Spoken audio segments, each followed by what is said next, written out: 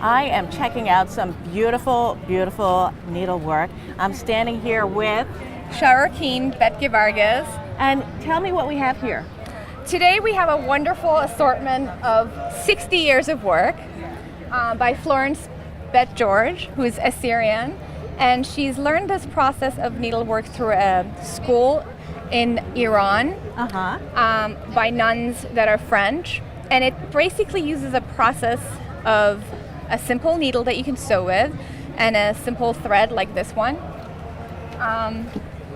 And she makes these knots that are permanent. You can't undo them. So it's very, very intricate, isn't it? Extremely intricate, yes. So can you explain the process of how one goes about making this? Sure. First, you make a little tiny loop. And then you make larger loops around that. And then you pull the thread off of your finger. And then you begin all of that. Yes, that's perfect. There it is. Yes. That is extremely difficult to do. Right, very, very intricate. And then the rest gets easier, believe it or not. As you go a little wider. Yeah. Now, how long does something like that take? My mom says that a thread about that long, which I'm going to say is 2 feet long, takes her 10 minutes. And I just learned this process three months ago. It takes me 3 times that. 3 times that. Well, I guess practice makes perfect, doesn't Yes. it? And so we have, what are some of these other beautiful things we have here? These are other sorts of embroideries that she did because back in the day they didn't have napkins and Kleenex, so people would have these commissioned and handkerchiefs. Yes. And then she also had an activist spirit.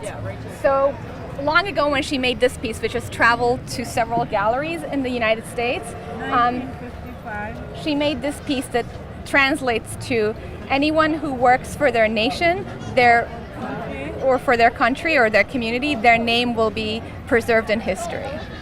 Really? Yeah. So it's That's and amazing. I teach at Savannah College of Art and Design in Georgia, and I spend a lot of time with my colleagues who are professors in fibers, and to have typography written in embroidery is not very common, and this is a language that's going extinct. You may know about Assyrians. They live in northern Iraq and Turkey and Syria, and because of being ancient Christians, they're under constant assault by ISIS.